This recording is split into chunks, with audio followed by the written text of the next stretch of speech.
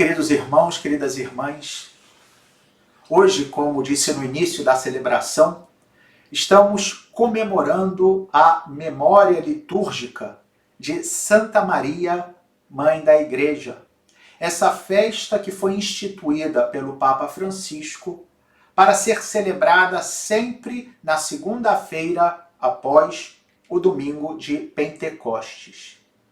E essa festa quer justamente fazer com que nós percebamos e experimentemos, acima de tudo, essa ação maternal da Virgem Maria, de Nossa Mãe dos Céus, que nos ajuda a vivermos melhor como cristãos, como membros da Igreja, que é o corpo de Cristo.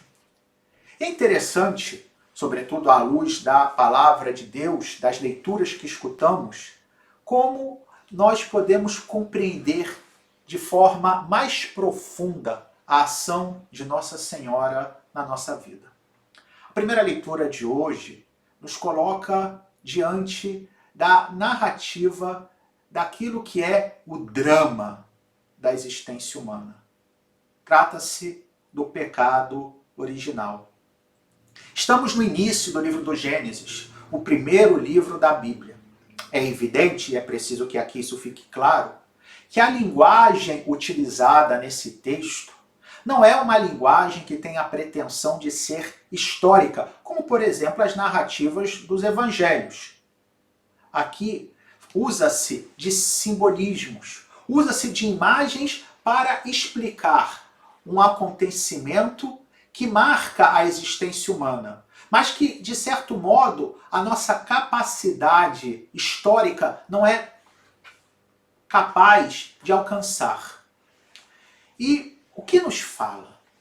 Nos fala de que, no início, Deus tinha criado o homem e a mulher para que vivessem em comunhão perfeita com Ele. E essa comunhão perfeita significava vida plena, felicidade.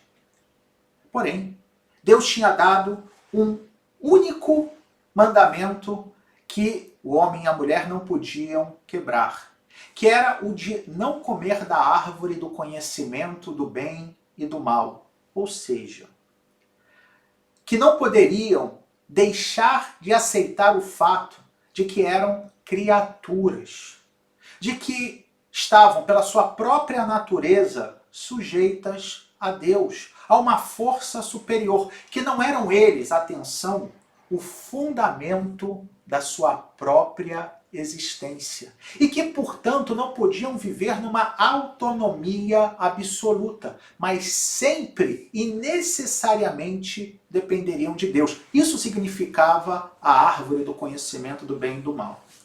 E, tentados pelo inimigo, pelo demônio, primeiro Eva e depois Adão, comem daquela árvore.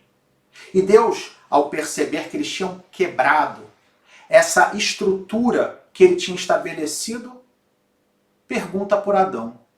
E esse se esconde.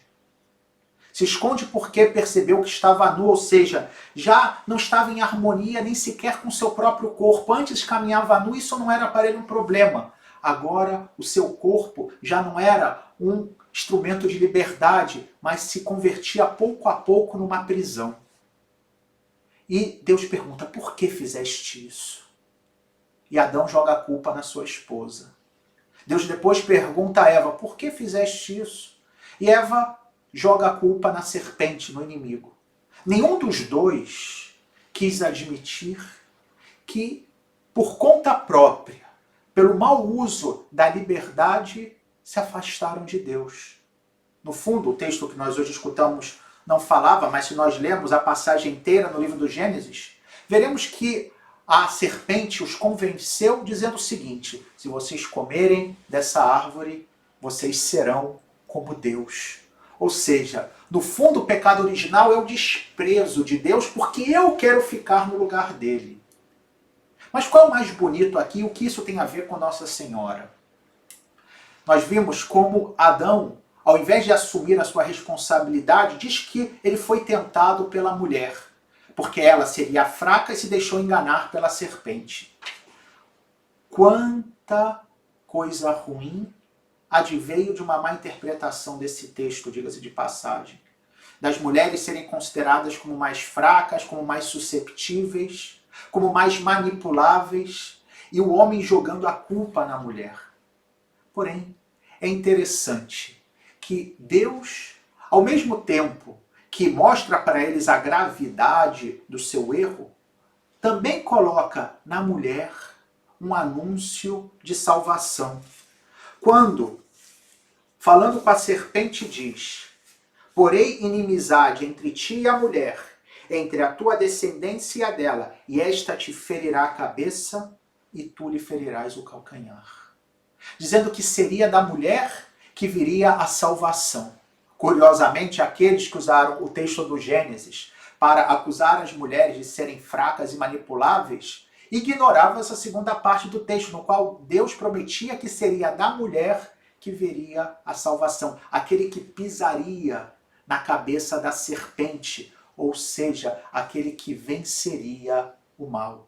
Falava evidentemente de Jesus Cristo, mas também de Nossa Senhora, que com o seu sim ao anjo, como que consertou aquilo que Eva quebrara quando disse sim a um outro anjo, um anjo mau, porque afinal de contas o demônio também era um anjo.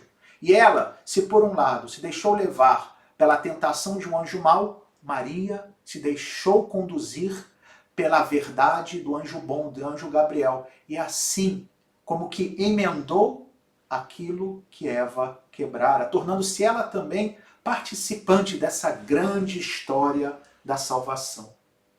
E mais bonito ainda é olharmos o evangelho de hoje, quando vemos Jesus no alto da cruz, pouco antes de dizer tudo está consumado, para que essa frase tivesse efeito, faltava uma coisa: deixar para a igreja que ele fundaria a partir do seu sacrifício na cruz, representado quando o centurião lhe fura o lado e sai sangue e água, que representam os dois sacramentos fundamentais da igreja, a água, o batismo, o sangue, a Eucaristia.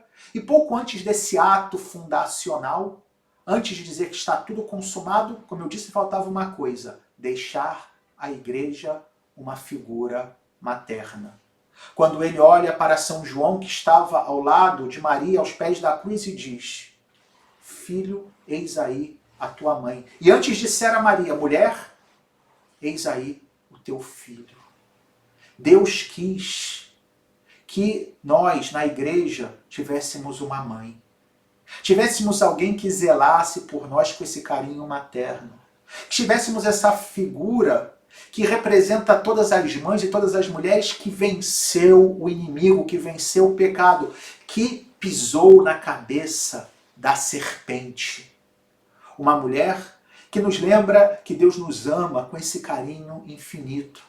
Uma mulher que sempre está ao nosso lado, que jamais nos deixa sozinhos, que nos dá coragem nos momentos de dificuldade, que faz que nos lembremos que o amor de Deus é um amor cheio de ternura, um amor que se preocupa com os detalhes, como é o amor de uma mãe pelo seu filho. E é por isso que hoje nós celebramos essa festa tão bonita de Maria, mãe da igreja. Maria, que enquanto criatura também faz parte da igreja, mas pela sua relação única com Jesus, por ser a mãe de Jesus, ela também é esse modelo do amor de Deus, modelo da própria igreja, que também é mãe de cada um de nós. Por isso nos alegremos e peçamos a Maria que possa rogar por nós, que somos pecadores, que somos limitados, que não somos tantas vezes diferentes de Adão e de Eva, que ainda queremos às vezes nos colocar no lugar de Deus e por isso encontramos tanta frustração, tantas contradições no nosso interior, mas que ela possa rogar por nós pecadores, agora e na hora de nossa morte. Amém. Louvado seja nosso Senhor Jesus Cristo, para sempre seja louvado.